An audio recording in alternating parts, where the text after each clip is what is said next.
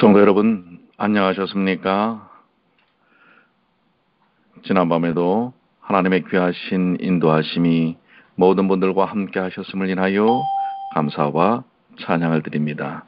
오늘 이 아침에 주님께서 우리 모든 분들에게 축복하여 주시기를 간절히 축원합니다. 만나의 아침, 이 아침에 귀한 시간을 위해 기도하도록 하겠습니다. 하늘에 계시는 사랑이 많으신 아버지 하나님, 오늘도 주님께서 저희와 함께하여 주셔서 저희에게 새 생명 주신 것 감사합니다.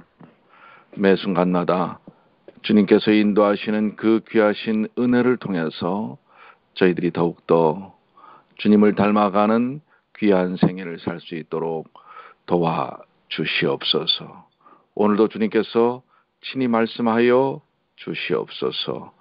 예수님의 이름으로 간절히 기도 올리옵나이다. 아멘.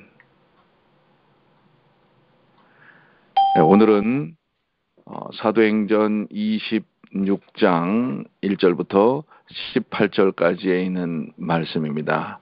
사도행전 26장 18절로 26절에 있는 말씀입니다.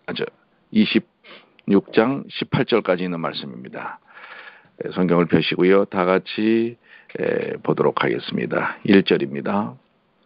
아그리빠가 바울더러 이르되 너를 위하여 말하기를 내게 허락하노라 하니, 이에 바울이 손을 들어 변명하되, 아그리빠 왕이여, 유대인이 모든 송사하는 일을 오늘 당신 앞에서 변명하게 된 것을 다행히 여기옵나이다. 특히 당신이 유대인의 모든 풍속과 및 문제를 아심이니이다. 그러므로 내 말을 너그럽게 들으시기를 바라옵나이다. 내가 처음부터 내 민족 중에와 예루살렘에서 젊었을 때 생활한 상태를 유대인이 다 아는 바라. 일찍부터 나를 알았으니 저희가 증거하려 하면 내가 우리 종교의 가장 엄한 팔을 쫓아 바리새인의 생활을 하였다고 할 것이라. 이제도 여기 서서 심문받는 것은 하나님이 우리 조상에게 약속하신 것을 바라는 까닭이니, 이 약속은 우리 12지파가 밤낮으로 간절히 하나님을 받들어 섬김으로 얻기를 바라는 바인데, 아그리빠 왕이여, 이 소망을 인하여 내가 유대인들에게 송사를 받는 것이니이다. 당신들은 하나님이 죽은 사람 다시 살리심을 어찌하여 못 믿을 것으로 여기나이까?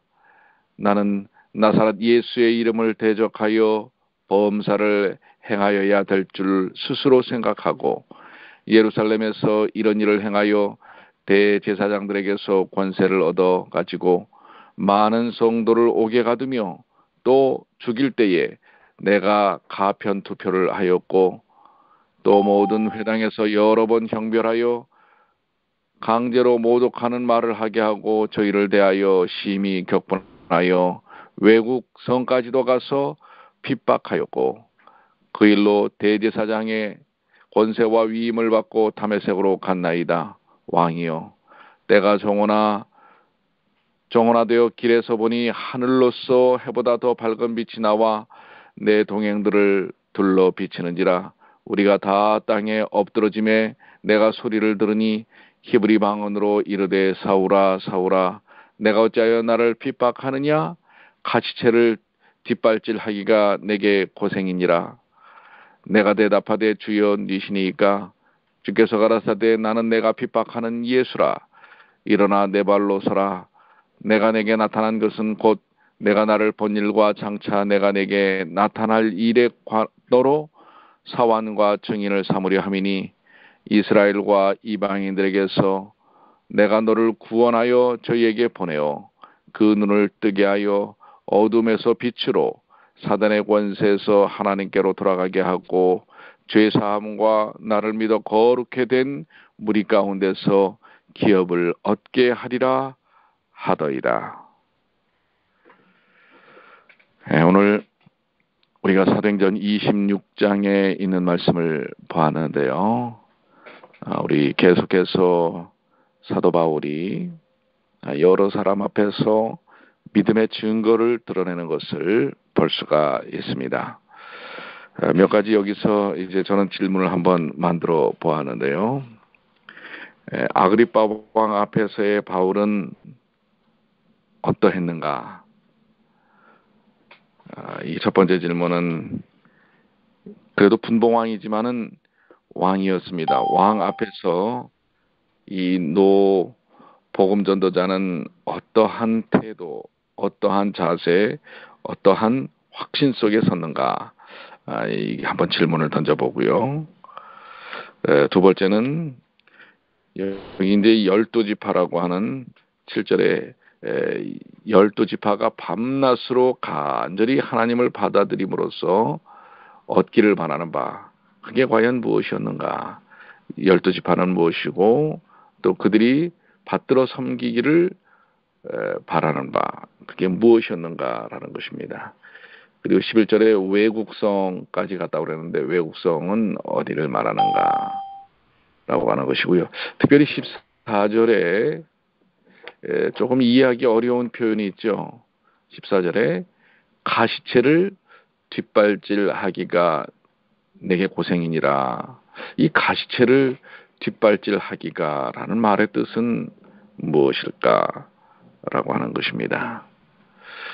그리고 8절에서 못 믿을 것으로 여기나이까, 이 아그리빠 왕에게 무엇을 도대체 못 믿을 것이라고 사도 바울은 그들이 못 믿고 있는 바를 지적하였는가, 뭐 이런 여러 가지 질문들을 만들어 보았고 던져 보았습니다. 먼저 아그리빠 왕 앞에서의 바울은 어떤 모습이었을까? 특별히 손을 들어서 이 이야기를 했다고 하는 것을 볼 수가 있죠. 이 손을 든다고 하는 것은 왕에게 경의를 표하는 것이라고 하는 것입니다. 그 당시에 손을 들어서 이렇게 인사를 하는 것은, 그리고 바울이 손을 들어 변명하되라고 했죠. 이것은 왕에 대한 경의를 표하는 인사법이라고 하는 사실입니다. 바울이 아그리빠 왕 앞에 섰을 때에 대한 그 모습에 대하여 사도행적 434쪽에는 이렇게 표현하고 있습니다. 파수꾼의 쇠사슬에 매인 늙은 죄수는 외모에 있어서 세상이 그에게 충의를 표할 만한 아무것도 없었다. 그러니까 외모는 참 초라했다고 하는 것입니다. 그러나 친구도 재물도 지위도 없이 하나님의 아들에 대한 그의 신앙으로 죄수가 된 이 사람에게 온 하늘은 관심을 가지고 있었다. 천사들이 그의 수종자들이었다. 만일 이 빛나는 사자들 중 하나의 영광이라도 비쳐 나왔더라면 왕의 화려함과 교만은 창백하여졌을 것이며 왕과 공신들은 그리스도의 무덤 곁에 있었던 로마의 파수병들처럼 땅에 넘어졌을 것이다. 그렇습니다. 이 늙은 쇠사슬에 매인 죄수는 외모로는 오히려 그 화려하고 권좌에 앉아있는 왕의 비교가 안 되지요. 그러나 오히려 친구도 재물도 지위도 없는 이 하나님의 아들에게 대한 그의 신앙심으로 그 자리에 선 사도 바울을 향하여 온 천사들이 수종을 들고 있다고 하는 것입니다.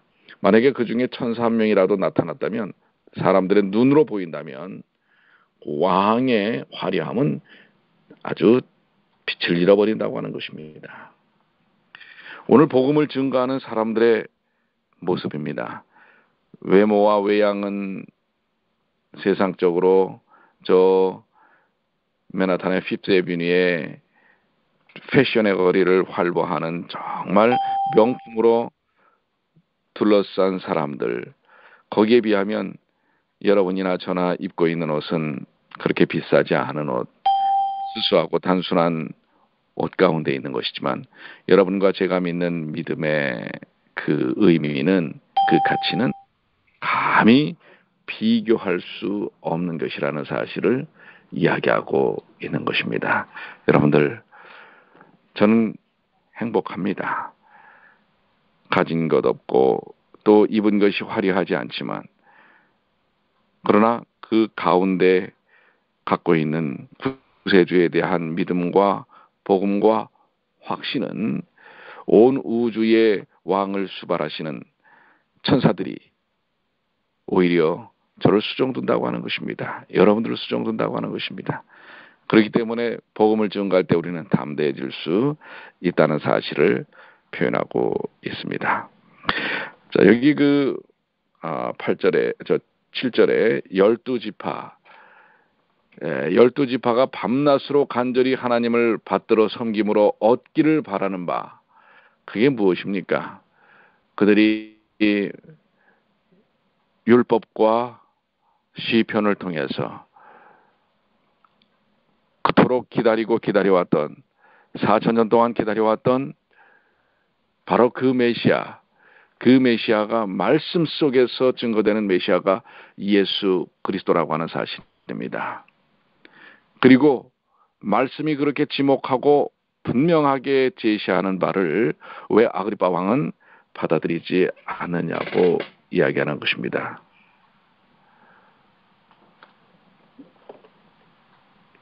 바울은 이 부분에 대하여 분명히 이야기를 하고 있습니다.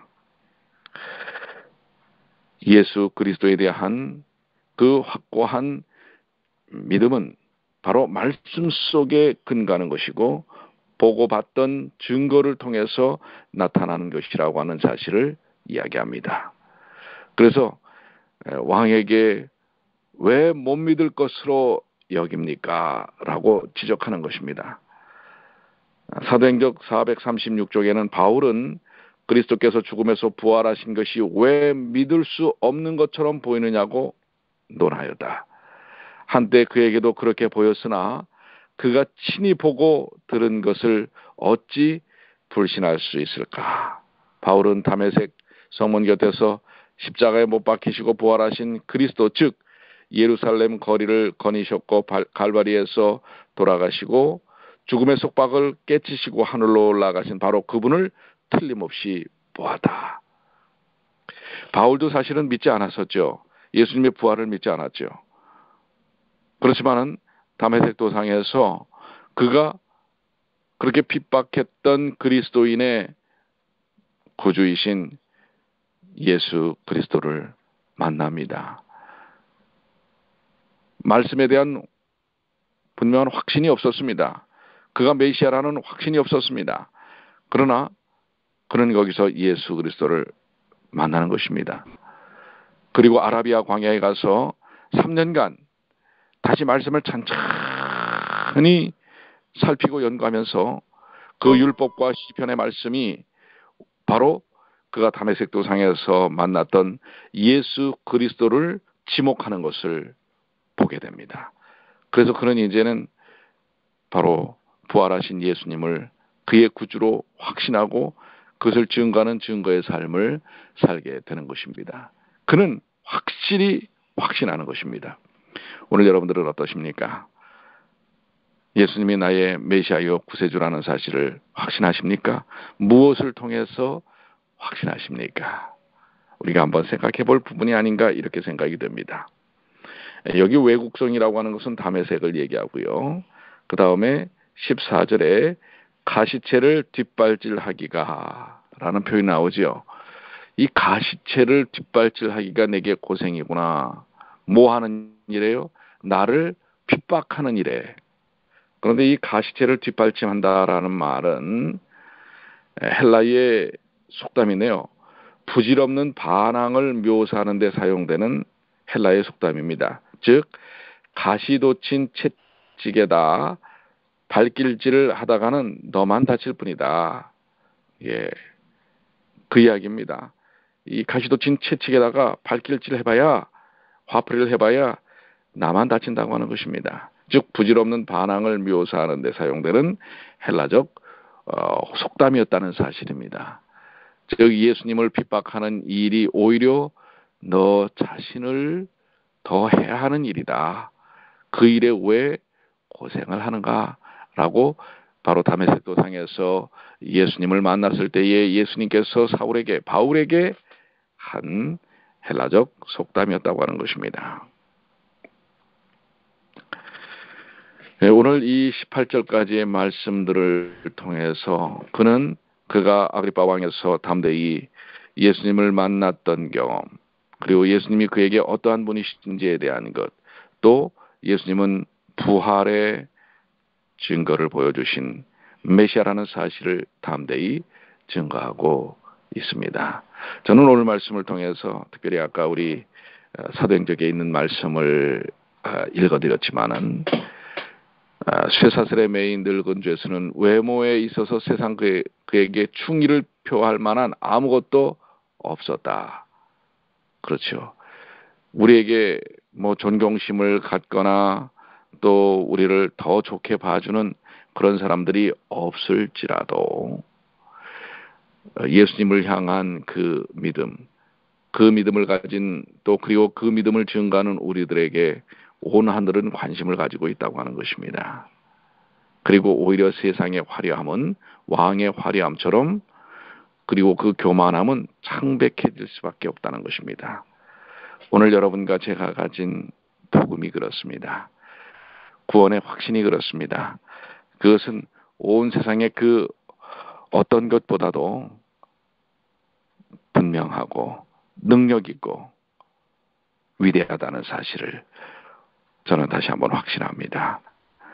그래서 오늘 제가 가진 복음을 증거합니다. 다른 사람들 앞에 높아지기 위함이 아니라 그것이 얼마나 중요하고 생명적인 것인가, 그 사실을 알기에, 다른 사람을 살리는 일이기에 그것을 증거하고 드러내는 삶을 살기로 결심합니다. 사도 바울처럼 오늘 사도 바울의 삶을 살도록 하나님께 간구하고 하나님께 모든 것을 맡기는 그러한 삶을 살도록 마음속에 결심합니다. 오늘도 우리 모든 주님의 귀한 가족들이 하나님의 음성을 여러모로 들으셨을 것입니다. 그 하나님의 음성 속에서 여러분들이 들으신 음성에 또한 마음의 결심이 그리고 삶의 적용이 있게 되기를 축원합니다. 오늘은 안식일 예배일입니다. 안식일을 맞이하는 여러분들의 모든 생애가 더욱더 하나님의 은혜와 능력이 함께 하시게 되길 바라고요. 하나님께서 이미 베푸신 귀한 축복을 누리시게 되기를 간절히 축원합니다. 기도하시겠습니다. 하늘에 계시는 사랑이 많으신 아버지 하나님, 오늘 주신 말씀을 통해서 우리 각자에게 들려진 하나님의 음성이 있습니다. 나는 어떤 선택, 어떤 마음의 결심을 해야 할까요? 아버지 하나님, 우리 모든 주의 자녀들의 삶 속에 주님이 함께 하시고, 겉으로 드러나는 화려함이 우리에겐 없지만은, 그러나 이미 우리에게 주신 그 생명의 능력 속에서 또 온 우주의 천사들이 우리를 수종하고, 또 하나님께서 가장 관심을 갖는 것이 우리라는 사실을 다시 한번 기억해 하여 주시옵소서.